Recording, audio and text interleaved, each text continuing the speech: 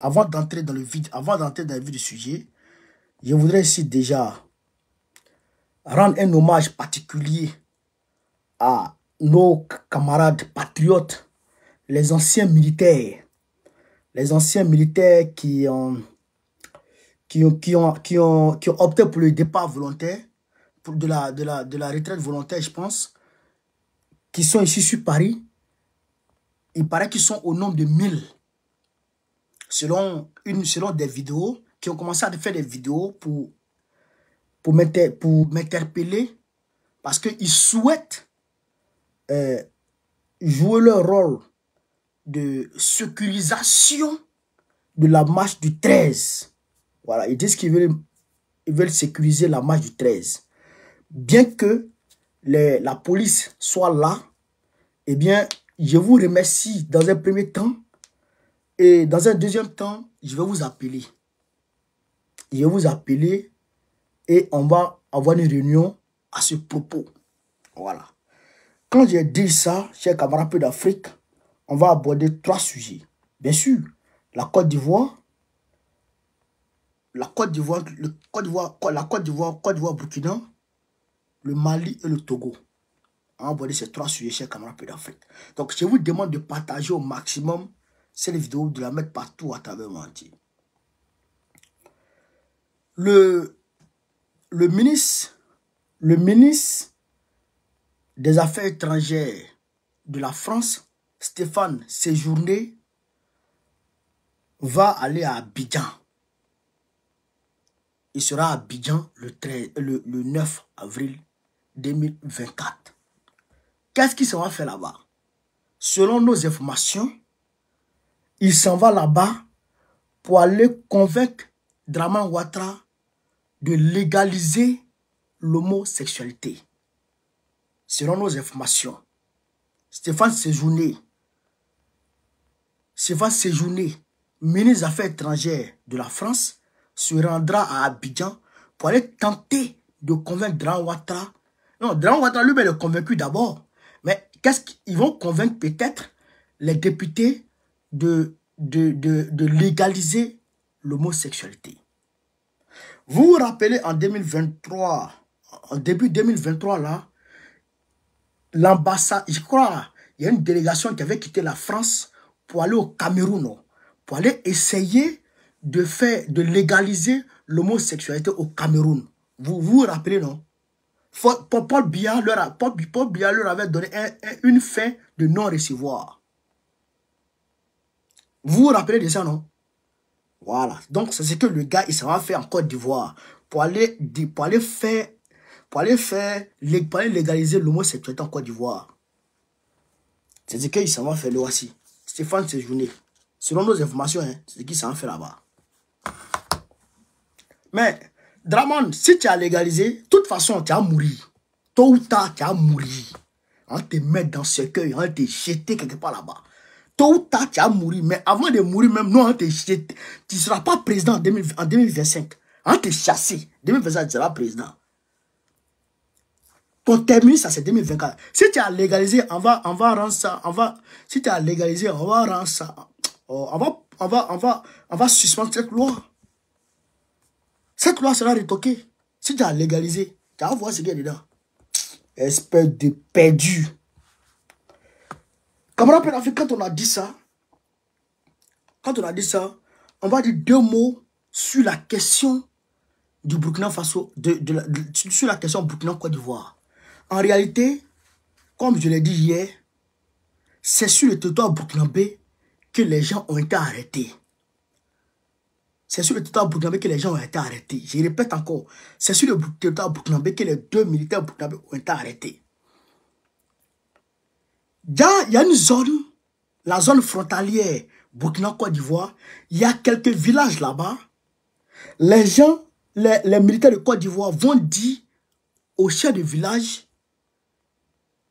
de se faire passer pour des Ivoiriens si on leur demande, si les terroristes leur demandent qu'ils se fassent passer pour les Ivoiriens, sinon ils seront agressés par les terroristes. Voilà l'information que j'ai reçue ce soir. Ceux qui sont comment on appelle ça? Ceux qui sont, je dirais, ceux qui sont, comment dirais-je, à la frontière Côte d'Ivoire, Burkina, là.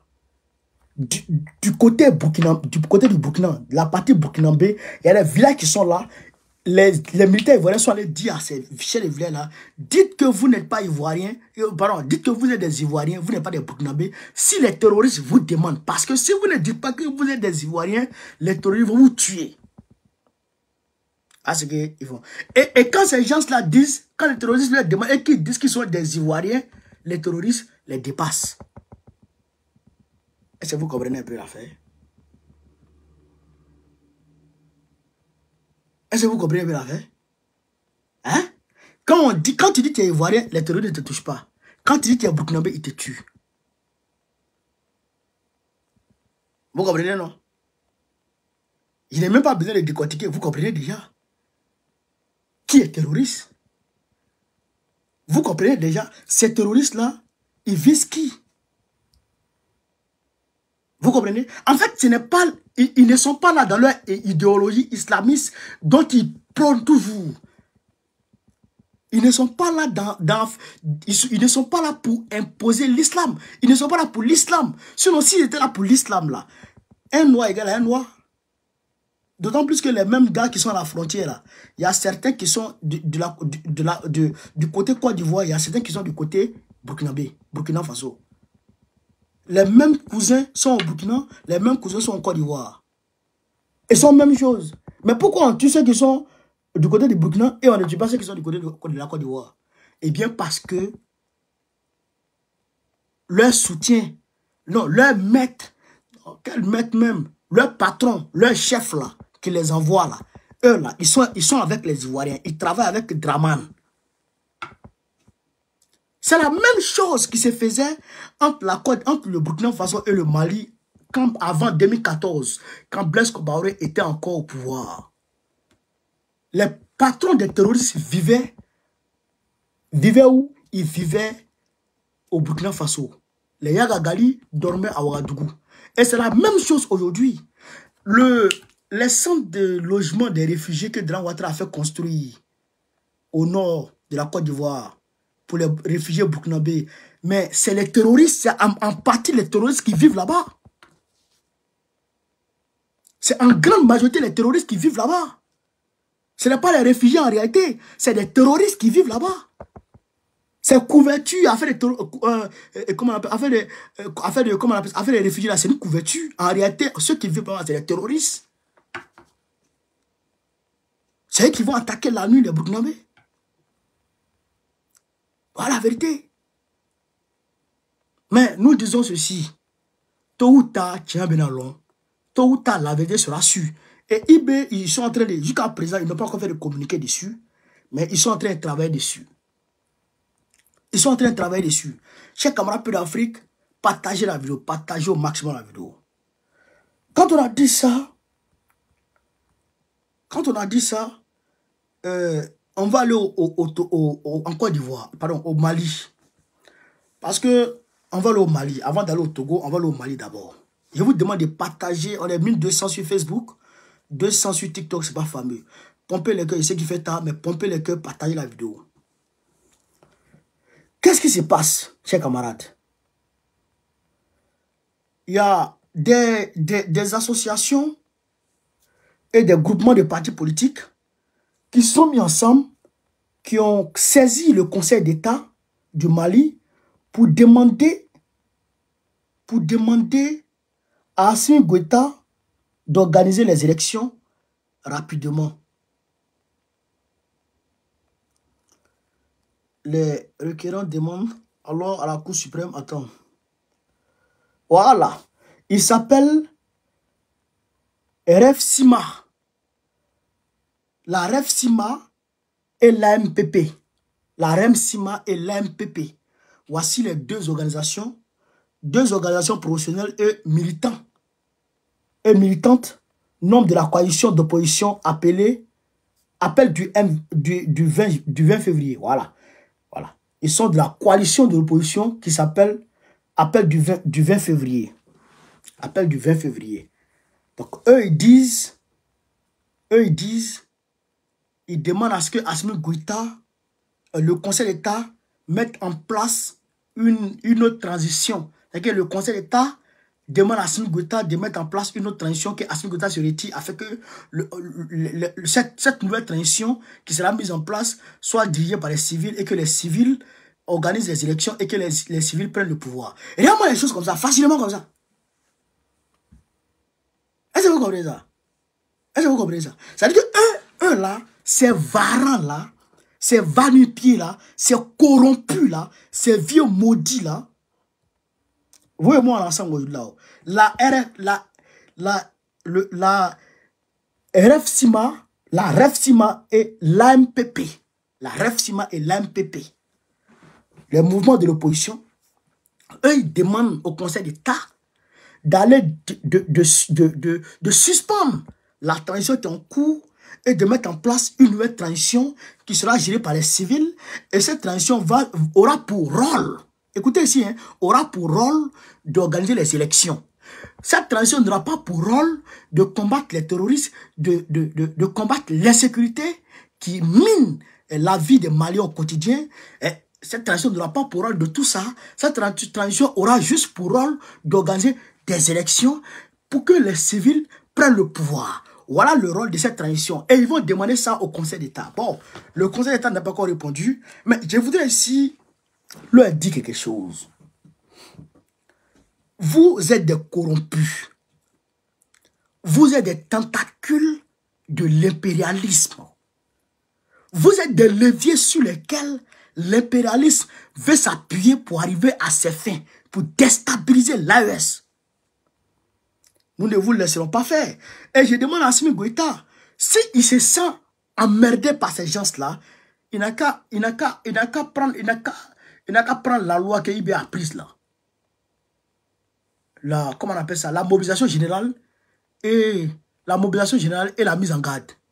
Il n'a qu'à prendre cette loi-là. C'est Wawura, ils vont aller un peu au front. Ils vont aller un peu au front. Ils vont comprendre ce qu'on appelle politique. Ils vont comprendre ce qu'on appelle la guerre. Des blaireaux, des plaisantais. François Toto, merci beaucoup pour les étoiles. Des plaisantais s'asseyent à Bamako parce qu'ils ont mangé, ils sont rassasiés. Il n'y a pas d'élection. Mais Assimi Goïta a dit ici pourquoi les élections ont été reportées. Il a dit ici pourquoi les élections ont été reportées.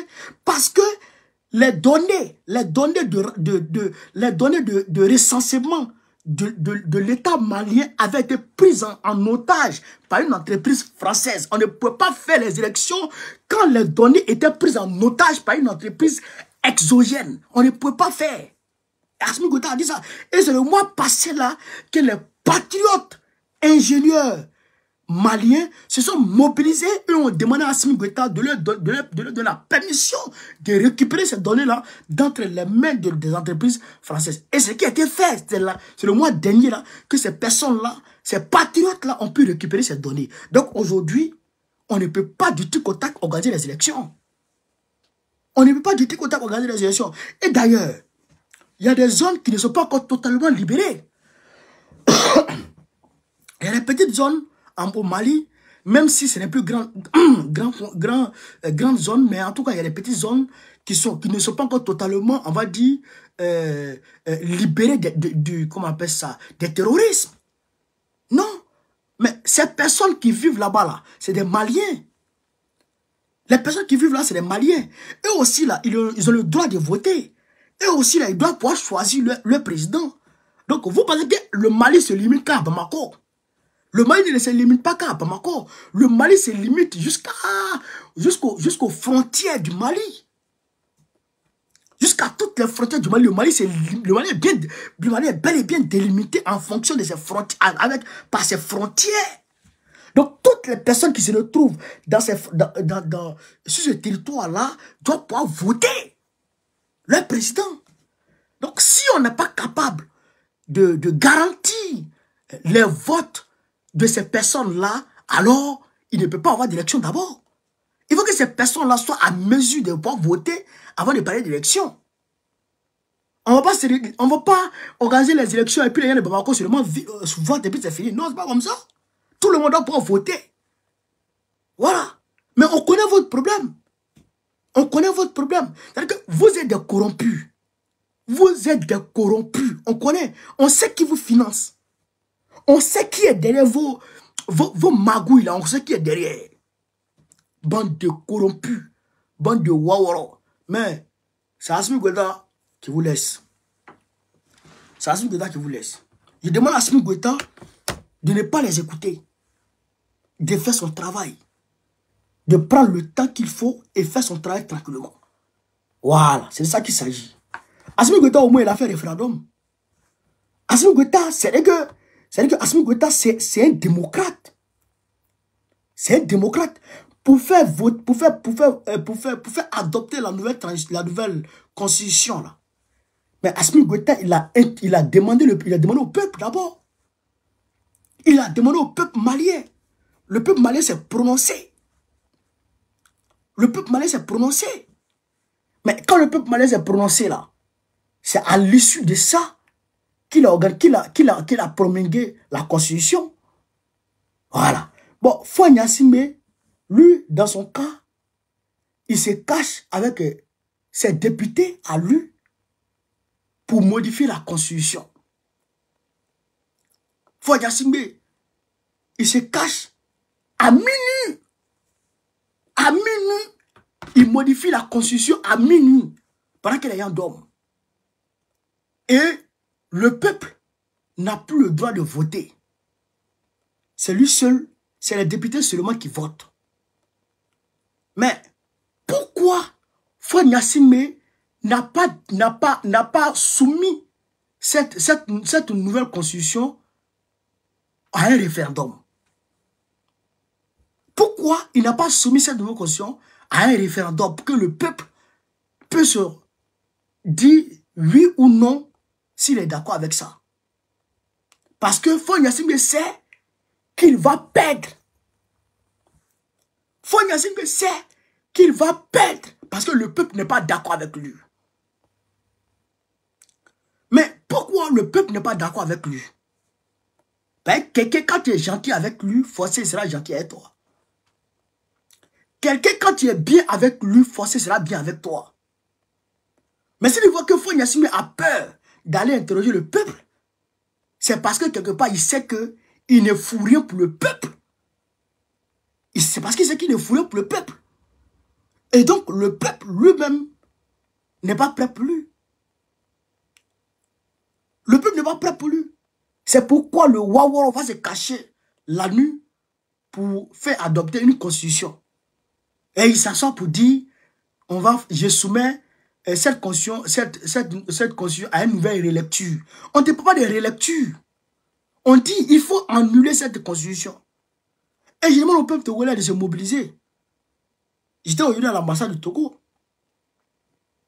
Je suis rentré avec les Donald là. On est rentré ce soir. On est à l'ambassade du Togo. Et on a fait des choses. Vous comprenez? On a manifesté devant l'ambassade du Togo. Voilà. J'ai dit, je m'en vais là-bas et je suis parti là-bas. Voilà. Pour dire aux Africains de ne pas, comment dirais-je, de ne pas avoir peur. Voilà. Les plaisantins qui parlent ici et là. Moi, je sors. Moi, je dis, je sors et je reviens. Il n'y a rien qui peut sortir dedans. Voilà. C'est de ça qu'il s'agit. Donc, chers camarades d'Afrique, voilà, entre autres, les sujets que je devrais aborder ce soir. Je suis quasiment fatigué. Mais bon, il fallait qu'il fasse cette vidéo. Donc, Facebook, merci. Sur ce, le 13 avril, n'oubliez pas le 13 avril. N'oubliez surtout pas le 13 avril. 13 avril, c'est le jour du jour. Je vois tous les Africains ce jour. Trocadéro, 13 avril. Vous avez compris? Voilà, sur ce, vive l'Afrique libre, vive le panafricanisme, vive tous les présidents panafricains. Gbagbo, président du gouvernement 2025, Inch'Allah. Merci les gars, on est ensemble.